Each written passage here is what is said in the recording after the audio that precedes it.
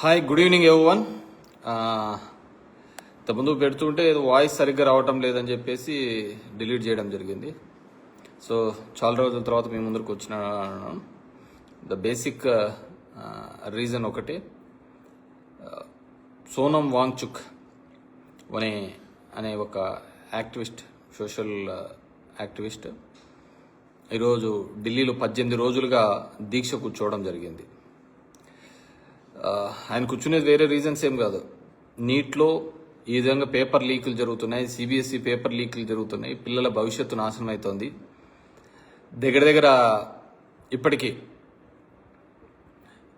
22 లక్షల మంది పిల్లలు దీని ద్వారా ఇబ్బంది పడినారు. సిబిఎస్ఈ ద్వారా చాలా ఇబ్బంది, ఆ పేపర్ స్కాన్ చేసి పెట్టడం వల్ల చాలా జీవితాలు నాశనం అవుతున్నాయి పిల్లల భవిష్యత్తుకు సంబంధించిన అంశం మీద అని చెప్పేసి ఆయన 18 రోజులుగా దీక్షలో కూర్చోవడం జరిగింది.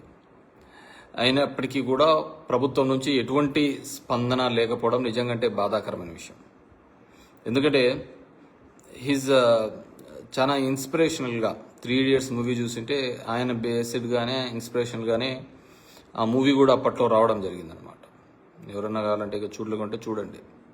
హౌ ఎడ్యుకేషన్ సిస్టమ్ ఉండాలి, ఎడ్యుకేషన్లో ఏ విధంగా ఉండాలి ఆలోచన విధానం అని చాలా బ్యూటిఫుల్గా చూపించాడు. ప్రెజర్స్ ఏ విధంగా పెడుతున్నారు పిల్లల మీద అని చెప్పేసి చెప్తున్నారు. నేను ఎన్నో సార్లు కూడా చెప్పినాను, దేశంలో ప్రపంచంలో ఎక్కడా ఉండదు మార్కులు తక్కువ వచ్చినాయని ఆత్మహత్యలు చేసుకునే దరిద్రమైన అలవాటు, ప్రెజరు మన దేశంలోనే ఉంటుంది. మన పేరెంట్స్ ఆ విధంగా పెంచుతున్నారు, మార్కుల చుట్టూ పెంచడం వల్ల ఆ విధంగా జరుగుతుందని చాలా వీడియోస్లో కూడా నేను చెప్పడం జరిగింది. సరే, వాట్ ఎవర్ మేబీ, ఈరోజు ఆయన దీక్ష చేస్తున్నారు. డెఫినెట్గా దీని మీద ప్రభుత్వాలు కూడా స్పందించి ఖచ్చితంగా యాక్షన్ తీసుకోవాలి. అంటే my request also, I don't know, నేనెవరో ఆయనకు తెలియదు, కానీ సోనం వాంగ్చుక్కి నా ద్వారా కోరుతున్నాను, ప్లీజ్ మీరు ఈ దేశం కోసం, వెరీ ఫ్యూ లెఫ్ట్ ఓవర్ ఉన్నారు ఆ విధంగా ఈ దేశం కోసం మంచి జరగాలని. ఎందుకంటే మంచి జరగాలని కోరుకునేవాళ్ళు, తన లైఫ్ కూడా సాక్రిఫై చేసేవాళ్ళు. ఈ విషయమే కాదు, చాలా విషయాల్లో ఆయన ఎన్విరాన్మెంటల్ గురించి కానీ దీని గురించి ఫైట్ చేసిన ఒక నాయకుడు, లీడర్ అతను అనమాట. పార్టీలతో సంబంధం లేదు, ఏదానికి లేదు. సో మేబీ కాక్రోచ్ పార్టీ పెట్టాడు, అలాంటి కాక్రోచ్ పార్టీలో ఉన్నాడు అతని. అంటే కాక్రోచ్ పార్టీ బేషరతుగా చెప్పింది మేము రాజకీయాల్లో ఉండటం లేదు, రావటం లేదు అని చెప్పేసి. ఇంక అలాంటప్పుడు ఏముంది? ఇప్పుడు గతంలో ఇదే అన్నా హజారే దీక్ష చేసినప్పుడు లోక్పాల్ బిల్లు కోసము కేజ్రీవాల్, అదేవిధంగా కిరణ్ బేడి, వీళ్ళందరూ దాంట్లో కూర్చున్నారు. కిరణ్ బేడికి చూస్తే లెఫ్టినెంట్ గవర్నర్ పాండిచేరి ఇచ్చినారు, సీఎం క్యాండిడేట్గా ఢిల్లీకి బీజేపీ తరఫున పోటీ చేసింది. కేజ్రీవాల్ 2 సార్లు ముఖ్యమంత్రి కూడా అయినాడు, 2 సార్లు 3 సార్లు అయినాడు, కేజ్రీవాల్ కూడా అయినాడు. కానీ ఇప్పుడు కాక్రోచ్ పార్టీ అవన్నీ ఏం చెప్పటంలే కదా. అదేవిధంగా సోనం వాంగ్చుక్ కూడా అదేం చెప్పటంలే కదా. నాకు కావాల్సింది కేవలం ఇక్కడ ఈ పిల్లలకు న్యాయం జరగాలి, ధర్మేంద్ర ప్రధాన్ అనే అతను అకౌంటబిలిటీ ఉండాలి, రిజైన్ చేయాలి అనేది ఆయన గట్టిగా అడుగుతున్న విషయం, కోరుకుంటున్న విషయం. సో ప్రతి ఒక్కరికి ఉండాలి అకౌంటబిలిటీ, లేకపోతే ఎట్లా పదవులు. ఇప్పుడు మన పక్క దేశాల్లో చూడండి, ఏదైనా కానీ చిన్నది ఇది జరిగితే కంప్లీట్గా అక్కడ ఉన్న మినిస్ట్రీస్, అది ఎవరు తప్ప వల్ల జరిగినా కానీ మంత్రులు రాజీనామాలు చేస్తున్నారు కదా. కానీ మన దరిద్రంలోనే, మన దేశంలోనే, మన రాష్ట్రంలోనే, మన చోటనే అలాంటివి జరగటం లేదు. సరే, అదేదో మీరు చేశారా ఇంకోరు చేశారా అనే దాని మీద నేను గట్టిగా మాట్లాడను, కానీ అది ఎవడు విజ్ఞతకు వాళ్ళకు ఉండాలి ఆ ఆలోచన. దానికి ఎవరికేం ఇది చెప్పేకేం లేదు. కానీ one thing I can tell, so Sonam వాంగ్చుక్కి అందరూ మద్దతుగా ఉన్నారు. మీలాంటి నాయకుడు దేశానికి అవసరం. సో మీరు లైఫ్ రిస్క్ చేస్తున్నారు, because it's 18th day. So government ఖచ్చితంగా ఇంటర్ఫీర్ కావాలి అని చెప్పేసి I request government also. So దీని మీద భేషజాలు పోకుండా చేయాలని చెప్పేసి కోరుకుంటున్నాను. ఎందుకంటే ప్రజల్లో ఉన్న చాలా అసంతృప్తి ఉంది కాబట్టి ఆ కాక్రోచ్ పార్టీ అనే దానిలోకి అంత మద్దతుగా తెలపడం జరిగింది. నేను చాలా దానిలో కూడా చెప్పడం జరిగింది. దట్స్ అది ఇది.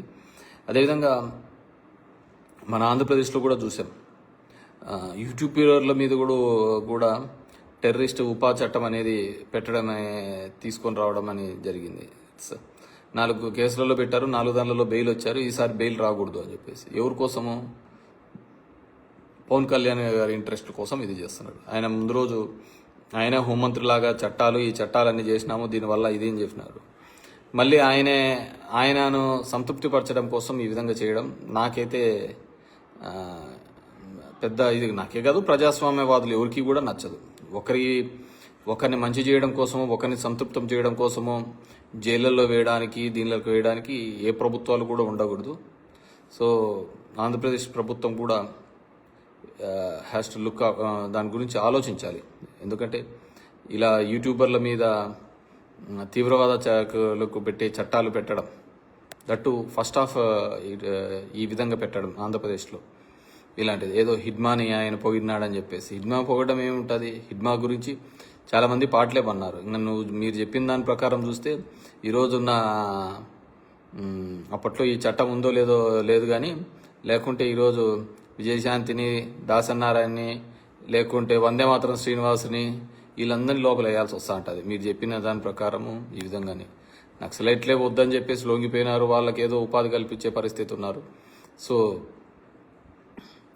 మనం చూస్తే ఆ పాట పెట్టినారని ఇంకో దానిని ఏదో విధంగా ఇబ్బంది పెట్టాలనే ఒక ఆలోచన చేస్తున్నారు. So which is wrong. And ఈరోజు చూస్తున్నాం ఆంధ్రప్రదేశ్ రాష్ట్రంలో బయట మర్డర్లు ఎలా జరుగుతున్నాయో ఏమో తెలియదు కానీ పోలీస్ స్టేషన్లలో ఎక్కువ జరిగిపోతున్నాయి. మళ్ళీ అందరి మీద కేసులు, అక్రమ కేసులు, ఏ విధంగా ఇబ్బంది పెట్టాలని ఇవన్నీ మరి ఎందుకో అర్థం కావటం లేదు. పోస్టింగ్ల కోసమో లేకుంటే ఎవరిని ఇంప్రెస్ చేయడానికి జరుగుతున్నాయో ఒక బ్యాడ్ కల్చర్ని అయితే ఆంధ్రప్రదేశ్ రాష్ట్రంలో తీసుకొని వచ్చినారు. అది ఎంత దూరం పోతుందో, ఎవరికి ఇబ్బంది జరుగుతుందో, ఎవరిని ఎత్తుకు చుట్టుకుంటాయో ఆలోచించుకోవాల్సిన అవసరం ఉద్యోగస్తులకు అందరికీ ఉంది. కాబట్టి ఐ రిక్వెస్ట్, ఈరోజు నేను చేసిన వీడియోలు చాలా మల్టిపుల్ ఇష్యూస్ మీద ఉంది కానీ జరిగిన వాటిలో, కానీ నేను మాత్రం ఈ సోనం వాంగ్చుక్ మాత్రమే కన్ఫైన్ అవుదామని అనుకుంటున్నాను.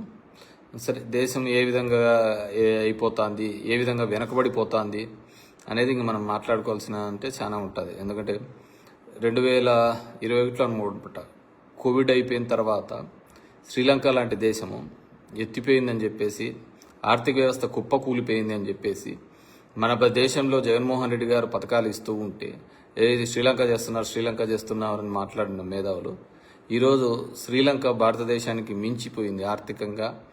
మధ్యతరగతి కుటుంబం జీవన శైలిలో పెంచే దాంట్లో అది కూడా మిగిలిపోయింది. డాలర్ వాల్యూ ఆఫ్ఘనిస్తాన్ కంటే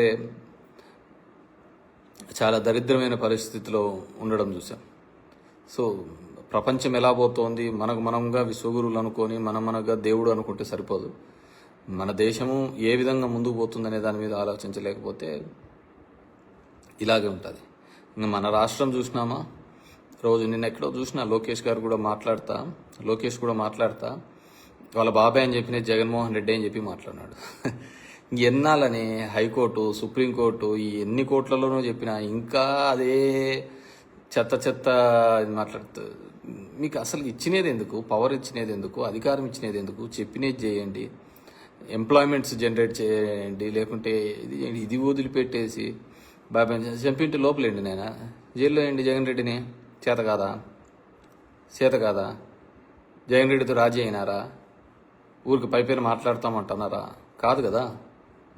జగన్ రెడ్డి అదే పని చేసి ఉంటే మొత్తం పై నుంచి కింది వరకు మొత్తం మీరే ఉన్నారు. జగన్మోహన్ రెడ్డిని ఈ కేసులో జైల్లో వేపియండి. ఎందుకు వేపలేకుండా పోతున్నారు? మొదలు పెడితే గొడ్డలి పార్టీ అంటారు. సాక్ష్యాలను బూడిద చేసినది మీరు, తారుమారు చేసేది మీరు. మీ మీద ఉన్న కేసులలో ఏసీబీ కోర్టులలో clearance, mistake of the facts కిందకి వేసుకునేది నేను. సో జనము, ప్రజానికం, మీరందరూ కూడా ఆలోచించుకోవాల్సిన అవసరం ఉంటుంది. బికాజ్ ఏ విధంగా ఈ రాష్ట్రాన్ని అధోగతి పాలు చేస్తున్నారు, ఏ విధంగా ఈ రాష్ట్రాన్ని అభివృద్ధి అనే పేరు మీద చెప్పి, నీ అనుభవం అనే పేరు మీద చెప్పి అప్పులు ఏ విధంగా తీసుకొని వస్తున్నారు, ఏ విధంగా ఇబ్బంది పెడుతున్నారు అనేది ప్రతి ఒక్కరూ ఆంధ్రప్రదేశ్ ప్రజలు ఆలోచించుకోవాల్సిన అవసరము, ఆవశ్యకత ఉంది. సో హెల్త్ అండ్ ఎడ్యుకేషన్ మొత్తం కొలాప్స్ కావడం జరిగింది. ఏ విధంగా రివైవ్ అవుతారో మనం ఇంకా అదే పద్ధతిలోనే ఆలోచిస్తూ పోతున్నాం. ఈరోజు పంటకు గిట్టుబాటు ధరలు లేవు. ఎరువులు ఏ విధంగా ఒకటే వారంలో 500 రూపాయలు పెరిగినాయి. 500 రూపాయలు పెరిగినాయి. ఎవడు మాట్లాడిచ్చేవారు లేరు. వ్యవసాయ శాఖ మంత్రి రివ్యూ చేయడానికి లేవు. జగన్మోహన్ రెడ్డి మీద అయితే ఒంటికాల మీద వస్తున్నాడు కానీ అచ్చెన్నాయుడు గారు అసలు ఏం జరుగుతుంది, ఎరువులు పెరిగినాయి, దానికి సంబంధించి ఏ విధంగా పంటకు గిట్టుబాటు లేదు, దళారులు వస్తున్నారు, వీటి మీద ఏ విధంగా చేయాలి అనే దాని మీద ఇంతవరకు గవర్నమెంట్కి ఒక ఆలోచన చేయలేకపోతుంది. రివ్యూ మీటింగ్ పెట్టుకుంది. వన్ థింగ్ ఒకటి మాత్రం క్లియర్గా ఉంది, అమరావతిలో మాత్రం ఎకరాల కోట్లలో పోతా ఉంటుంది. ఇంకా ఆంధ్రప్రదేశ్లో ఎక్కడైనా పోయినా దాన్ని రూపాయికి 99 పైసలకే ఇస్తున్నారు. అంతకుమించి వేరేది ఏదే కానీ జరగటం లేదు. సరే, అమరావతికి సంబంధించి ఇంకో మిగతా విషయాలన్నీ తర్వాత మనం ఎప్పుడైనా మాట్లాడదాం. కానీ సో జనం మనం జరుగుతున్న దాని గురించి డిస్కస్ చేసుకోకపోతే జరిగినది చెప్పేది అన్నిటినీ కూడా యాక్సెప్టెన్స్ వచ్చే పరిస్థితి వస్తుంది. సో ఐ రిక్వెస్ట్ అందరూ కూడా వాంగ్చుక్ చేస్తున్న దీనికి మద్దతు తెలుపుదాం. ఆయన ఆరోగ్యంగా ఉండాలని కోరుతాం. ప్రభుత్వాలు కూడా ఆయనతో డిస్కస్ చేయాలని కోరుతాము. ఎందుకంటే I request all the governments to support him. ఎందుకంటే ఆయన చేసేది మన కోసం చేస్తున్నాడు, మన జనరేషన్ నెక్స్ట్ తరం పిల్లల కోసం చేస్తున్నాడు, పేరెంట్స్ కోసం చేస్తున్నాడు. సో వీఆర్ ఆల్ ఆయనకి వెంట ఉండాల్సిన అవసరం ఆవశ్యకత ఉందని చెప్పేసి తెలియజేసుకుంటున్నాను. Thank you.